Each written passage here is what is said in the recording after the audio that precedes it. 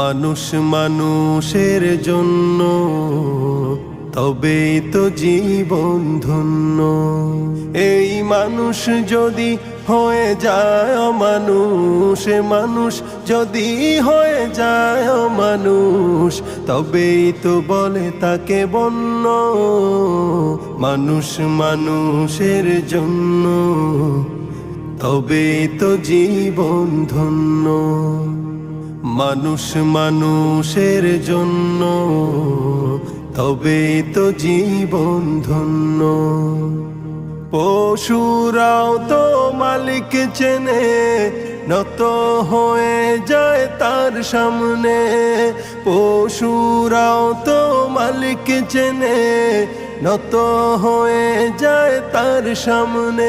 তবে মানুষ হয়েও যদি না চেনো মালিক, মানুষ হয়েও